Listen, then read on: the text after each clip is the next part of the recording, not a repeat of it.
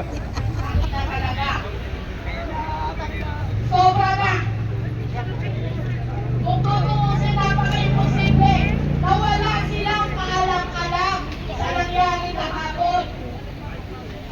Mga naghuhugas, abay! Ang sabi, wala silang alam.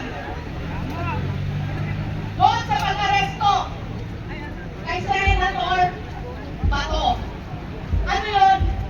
Naglalaro lang ba tayo? Naglalaro lang ba tayo ng tanga-tangahan? Pinaglalaroan na lang tayo ng gobyernong ito. Pinagmumukha tayong mga tanga. Mga inutil, hindi tayo kagaya nila. Tayo ang nagluklok sa kanila, tama? Tama!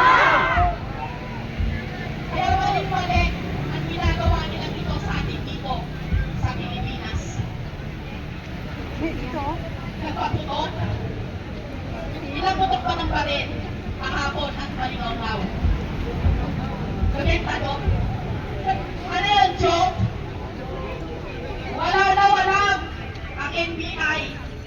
Hindi daw nila takuan yun. Samantalang may nakuhang video.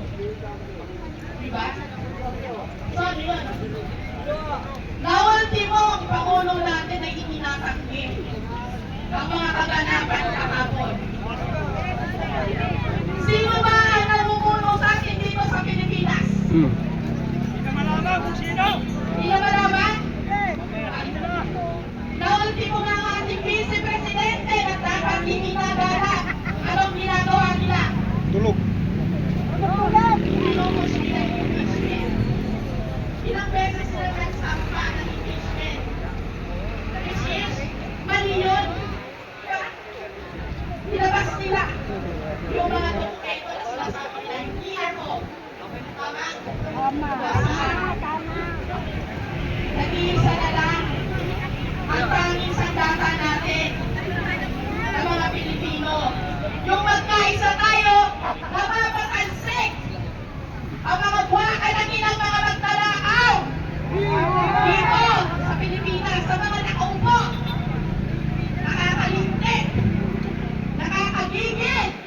Ang sarap nilang makabi na may pek sa leeg. Dahil sa nangyayari dito sa atin, inuuna nila ang impeachment. Inuuna nila ang paghuli o pag-aresto kay Senator Bato.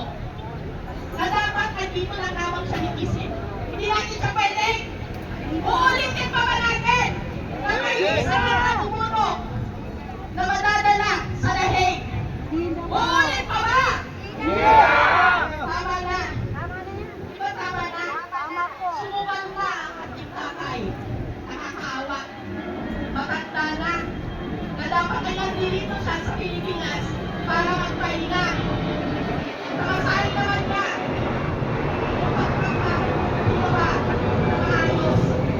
Anong pala naman niya na maayos ang kanyang panunungkulan dito sa Pilipinas? Sa 6 na taon na nun, safe na safe tayong lahat. Tama? Kaya sana, panawagan namin sa mga Pilipino, sa mga mamamayan, sa mga botante, na magkaisa naman tayo. Huwag tayong magbulag-bulagan. Harap-harapan na tayong tinatarantado, ginagago, kinukupal ng mga nasa gobyerno. Lalong-lalo na yung namumuno. Tama na. Sobra na. Kaya kailangan natin mas paigtingin ang pagkakaisa at pagsasama-sama natin. Isulong natin tungo sa pinakamataas na posisyon ang ating pinakamamahal na VP Inday Sara Duterte. Mga kawiso! Mas malamig! Mas malamig! Samahan!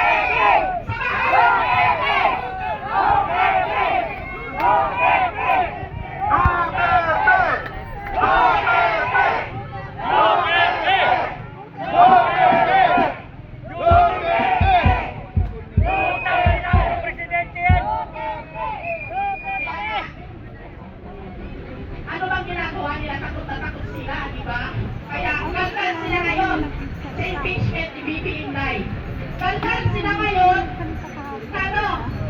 Magkaroon ng kudeta? Buwagin yung bagong majority dito sa Senado. Tanggalin si Senator Dr. Peter Cayetano. Kagaguhan ng gobyerno. Bakit? Nanginginig ba sila? Natatakot? Na keso kakampi. Ibibigin tayo. Ang majority natin ngayon dito sa Senado.